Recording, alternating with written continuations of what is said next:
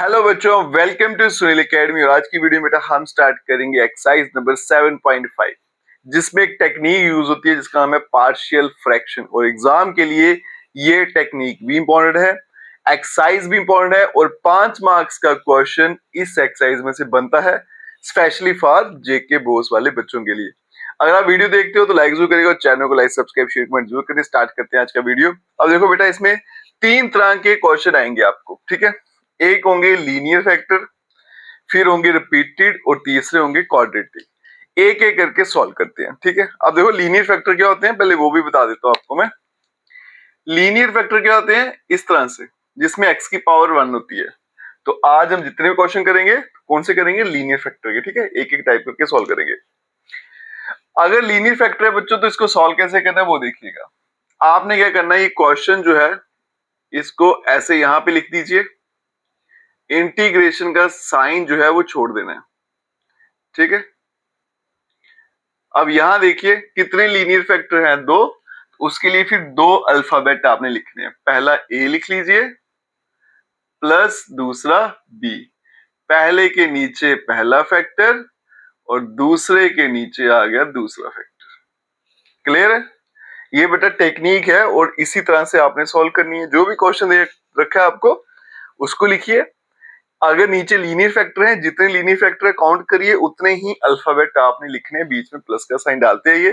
पहले के नीचे पहला फैक्टर, दूसरे के नीचे दूसरा फैक्टर। अगला स्टेप जो है वो इंपॉर्टेंट है बेटा, और एक ही स्टेप आपको इसमें समझने वाला, बाकी कुछ नहीं। नेक्स्ट स्टेप में क्या करना होता है, जो बेसिकली करते क्या है, ये जितना भी लिखा ना डिवाइड में, इसको यहां भी मल्टीप्लाई करना है, यहां भी करना है, और यहां भी करना है, ठीक है। जब इस पूरे को मैं यहां मल्टीप्लाई करूंगा तो ये कैंसिल आउट हो जाएगा, पीछे क्या बचेगा, एक्स।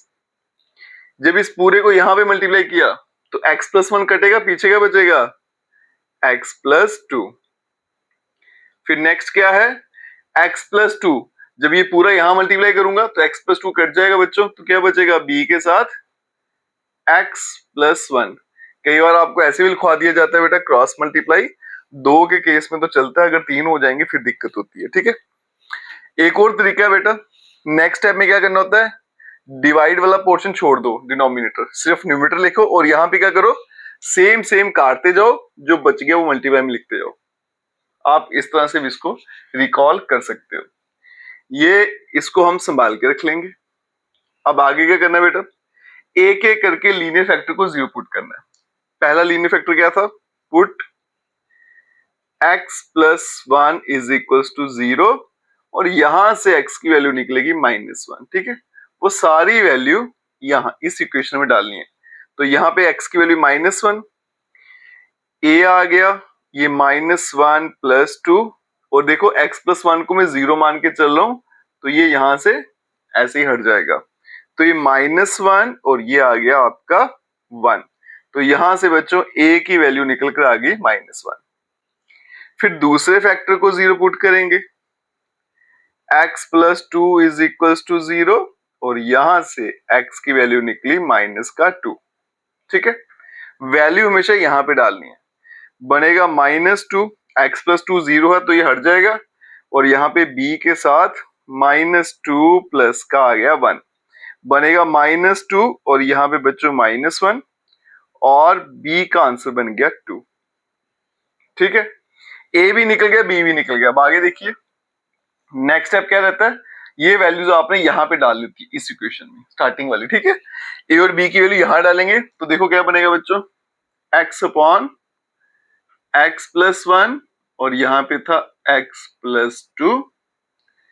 फिर आगे था a, उसके बदले में क्या आएगा, -1 डिवाइड में x प्लस 1, और b के बदले में आ गया बच्चों 2, और डिवाइड में x प्लस 2। फिर क्या करेंगे, इंटीग्रेटिंग बोथ साइड, दोनों तरफ इंटीग्रेशन करेंगे, तो ये बनेगा x divided by x plus 1 x plus 2 dx। जब भी इंटीग्रेशन करते हो तो साथ में dx भी आएगा।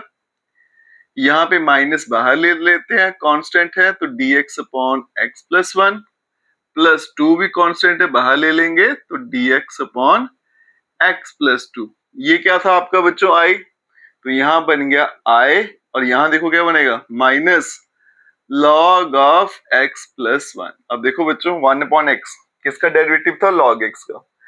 तो लीनियर फैक्टर जो होता है ना उसकी इंटीग्रेशन भी क्या होती है, log ही होती है, याद रखना। यहां बनेगा प्लस का 2 log of x plus 2, i क्या बनेगा 2 time log x plus 2 minus log और यहां पे x प्लस 2। अगर मैं इसको ऊपर ले जाऊं, log की प्रॉपर्टी यूज करूं तो ये बनेगा बच्चों x प्लस 2 की पावर 2 माइनस log, यहाँ पे 1 है, ये 1 है, ठीक है, log ऑफ x प्लस 1। तो i का बन जाएगा बेटा, ये देखो माइनस हो रहा है ना तो फिर डिवाइड में चला जाता है, तो बनेगा log ऑफ x प्लस 2 का whole square divided by x minus 1, और यही इस क्वेश्चन का आंसर है। ऐसा भी छोड़ सकते हो, यहाँ पे भी छोड़ दोगे चलेगा, ये सिंप्लीफाइड है। आगे चलते हैं बच्चों नेक्स्ट क्वेश्चन पे, क्वेश्चन नंबर 2 सेम तरह का क्वेश्चन है। अब यहाँ देखिए बेटा, इसको थोड़ा मैं सिंप्लीफाई कर लेता हूँ। ये लिख सकता हूँ मैं एक्स स्क्वायर माइनस 3 का स्क्वायर, है ना, 9 क्या होता है 3 का स्क्वायर। सीधा सीधा दिख रहा है बच्चों, क्या बन गया ए स्क्वायर माइनस बी स्क्वायर, ए प्लस बी, और फिर क्या बन गया ए माइनस बी।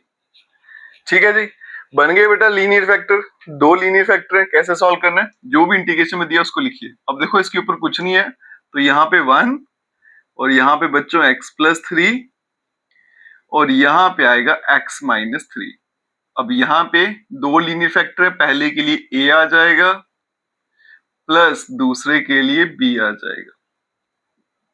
ठीक है, फिर नेक्स्ट स्टेप में डिनोमिनेटर छोड़ देना है, सिर्फ न्यूमरेटर को लिखना है, और यहाँ पे बेटा सेम सेम काटते जाइए, जो बच गया वो मल्टीप्लाई में लिखते जाइए। यहाँ पे x माइनस 3, यहाँ पे b x प्लस 3, इसको संभाल कर रख लेंगे।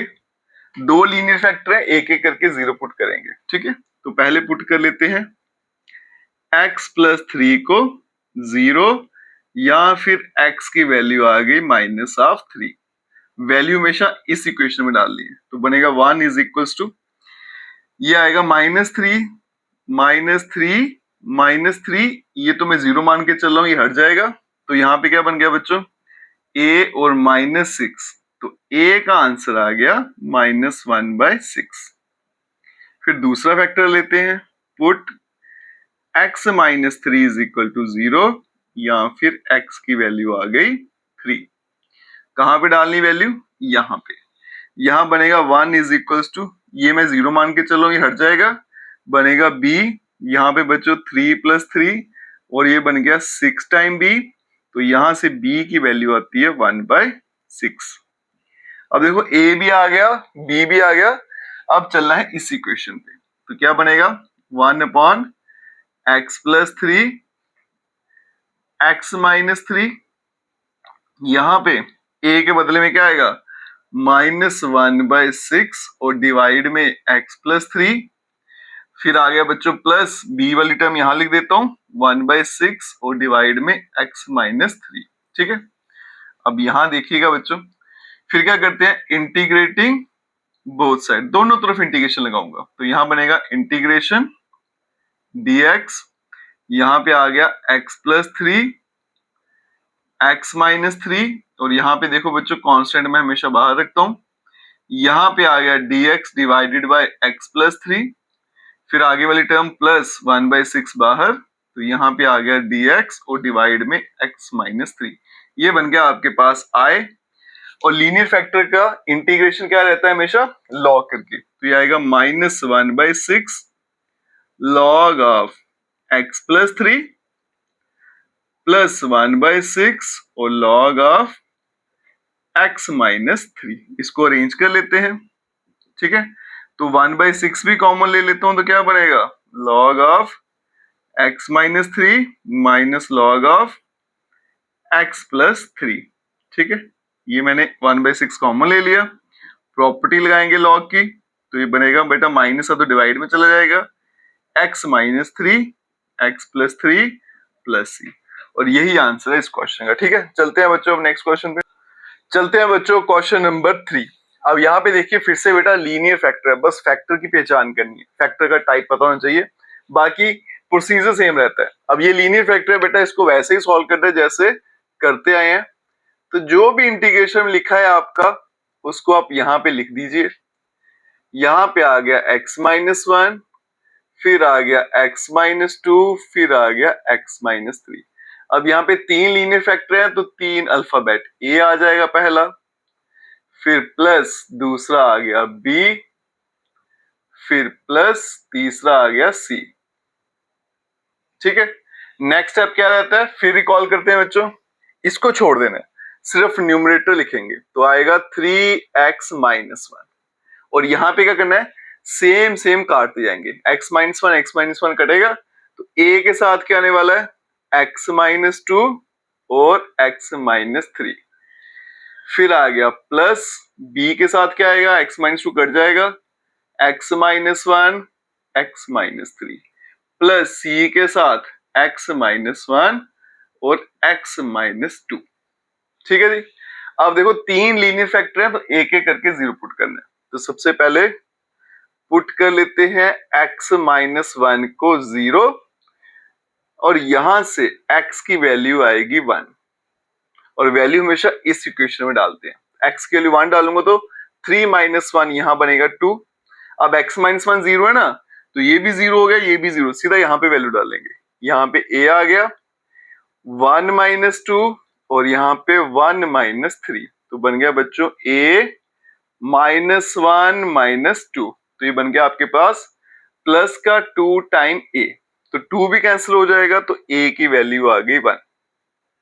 ठीक है, यहां देखो 2 और 2 कैंसिल तो a का आंसर 1 आ गया। फिर दूसरा फैक्टर लेंगे, पुट x-2 को 0 और यहां से x की वैल्यू आ गई 2। अब x की वैल्यू 2 है वो यहां पे डालेंगे तो ये बनेगा 6 - 1, तो कितना बनेगा 5। अब x-2 यहाँ पे ये भी 0, ये भी 0, सिर्फ यहां वैल्यू डालेंगे। b ये आएगा बच्चों 2 - 1 और ये आएगा 2 - 3, ये बन गया b 2 - 1 बनेगा बेटा प्लस का 1, ये आएगा आपका माइनस का 1, तो कुल मिला के बन गया माइनस का b, तो b का आंसर आ गया माइनस का 5।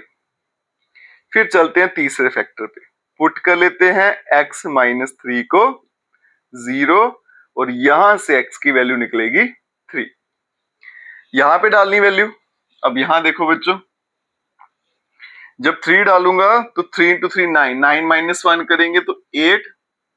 अब यहां पे देखो x-3 0 है, ये भी 0, ये भी 0, पीछे बच गया ये, तो ये क्या आएगा c, x की वैल्यू 3 है तो बनेगा 3 - 1 और ये आएगा 3 - 2, तो ये बनेगा 8 = c, यहाँ पे 2, यहाँ पे आ गया 1, तो बन गया 2 टाइम्स c, तो c का आंसर आ गया 4।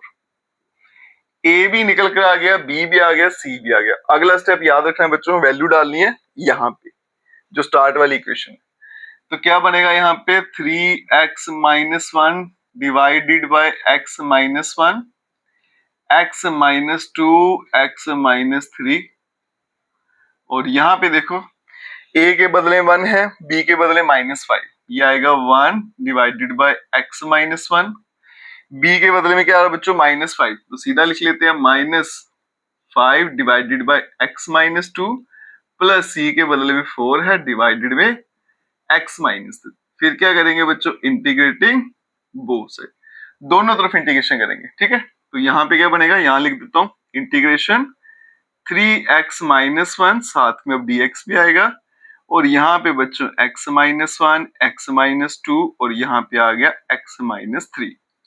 यहाँ पे देखो 1/x-1, तो ये बनेगा बच्चों dx divided bye x-1, minus constant मैं हमेशा बाहर लिखता हूं तो बनेगा dx/x-2 प्लस 4 कांस्टेंट है बाहर तो बनेगा dx/x-3।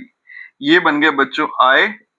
लीनियर फैक्टर की इंटीग्रेशन क्या रहती है बेटा, लॉग, तो ये आएगी log of x-1 -5 log of x-2 plus 4 और यहाँ पे आ गया log ऑफ x-3 प्लस का आ गया c। ठीक है, एक तरीका तो यह बच्चों इसको ऐसे रख दो, ये भी आंसर है। दूसरा क्या है बेटा, 5 ऊपर चल जाएगा, 4 ऊपर चल जाएगा, ये माइनस है तो डिवाइड में चलेगा, फिर प्लस है तो मल्टीप्लाई में, ये भी आंसर चलेगा। ठीक है, चलते हैं अब नेक्स्ट क्वेश्चन पे। क्वेश्चन नंबर 4 देखिए बच्चों, बिल्कुल वैसा ही है जैसे हमने अभी किया, तो मतलब समझ लीजिए एक तरह की ये आपकी रिवीजन ही है। तो तरीका सेम रहेगा बच्चों, मुझे जो न्यूमरेटर में लिखा हुआ है उसको लिखना है, फिर डिनोमिनेटर में जो लिखा है उसको लिखना है।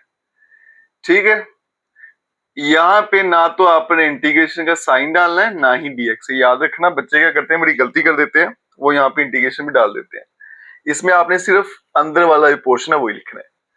3 लीनियर फैक्टर हैं, तो ये पहला अल्फाबेट, फिर आ गया दूसरे वाला, यह आ गया x-2, फिर आ गया तीसरे वाला x-3। नेक्स्ट अब फिर से रिकॉल करते हैं, सिर्फ न्यूमरेटर लिखना है x, और यहां पे a के साथ में आएगा x-1 छोड़ देंगे, यह आएगा x-2, फिर आएगा x-3 प्लस यहां पे b, और यहां पे x-2 है ना, तो ये x-2 छोड़ देना है, x-1, x-3, फिर आ गया बच्चों c, और यहां पे आ गया x-1 और x-2। अब एक एक करके जीरो पुट करेंगे, तो सबसे पहले पुट करेंगे x-1 को 0, और यहां से x की वैल्यू आएगी +1।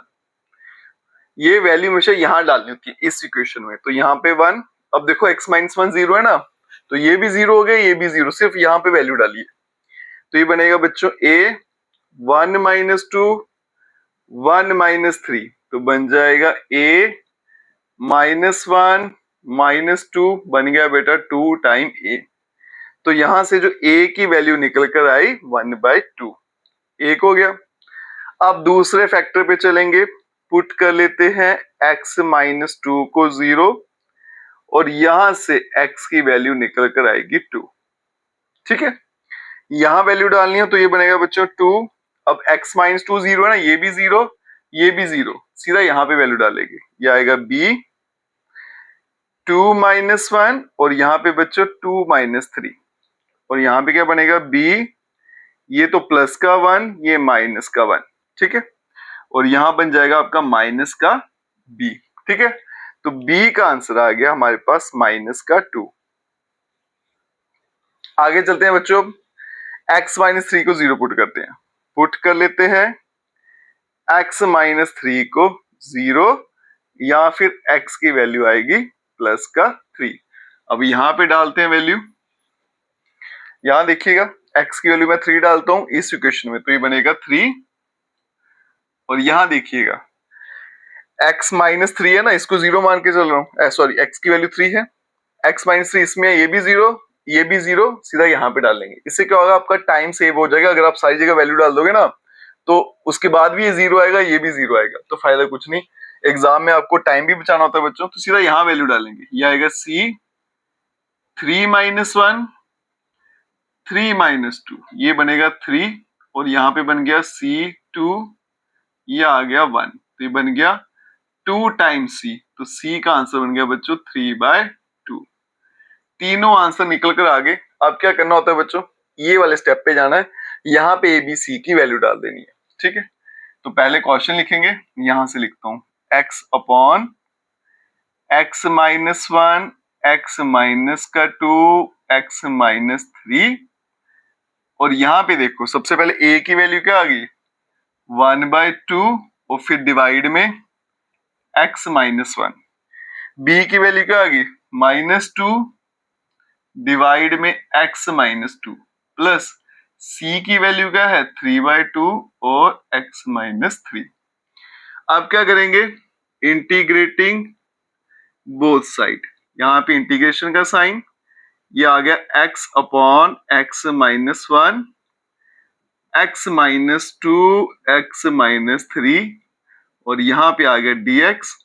कांस्टेंट बेटा हमेशा बाहर रखिएगा, यहाँ पे आ गया dx डिवाइड में x-1, यहाँ पे -2, फिर आ गया dx डिवाइडेड बाय x-2, फिर आ गया बच्चों +3/2 बाहर, यहाँ पे dx डिवाइडेड बाय x-3, ये बन गया I और यहाँ पे देखो 1/2 ऐसे ही लीनियर फैक्टर है बेटा, तो इसकी इंटीग्रेशन हमेशा लॉग में होती है, तो इसका आंसर आएगा log of x minus 1 minus 2 log of x minus 2 plus 3/2 और ये आ गया log of x minus 3 plus c, और यही आंसर है इस क्वेश्चन का। चलते हैं बच्चों नेक्स्ट क्वेश्चन पे।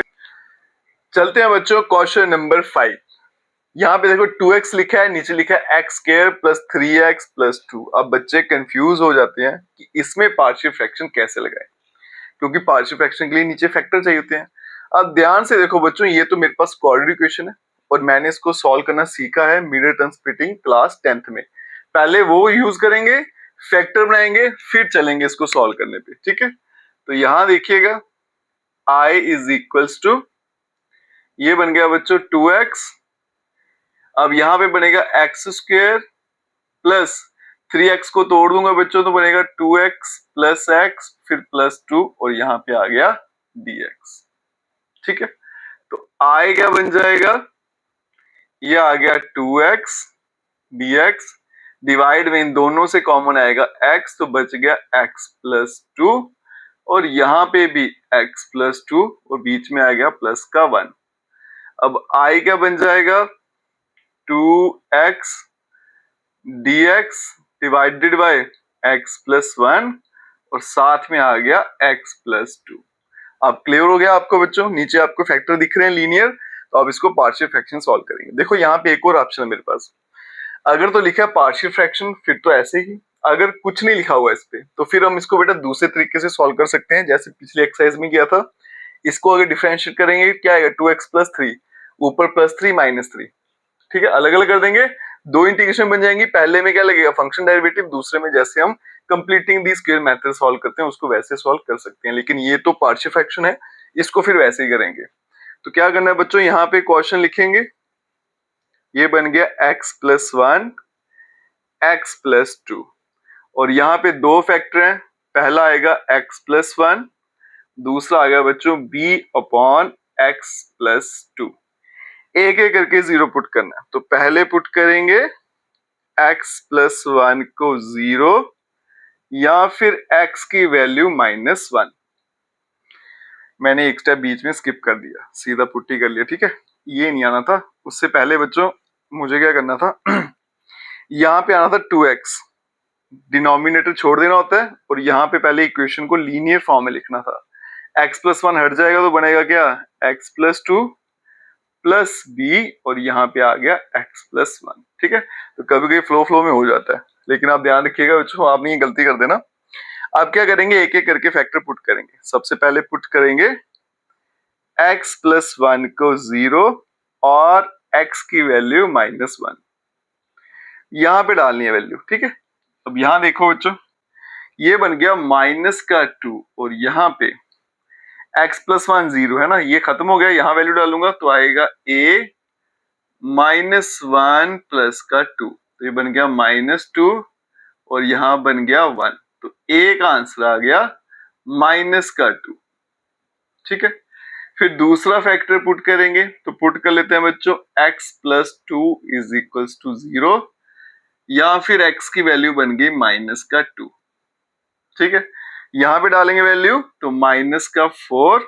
अब यहाँ देखो बच्चों x प्लस 2 0 है तो ये 0 हो जाएगा, सीधा यहाँ पे डालेंगे b -2 प्लस 1, ये -4 और ये आ गया b ऑफ -1, तो b का आंसर आ गया प्लस का 4।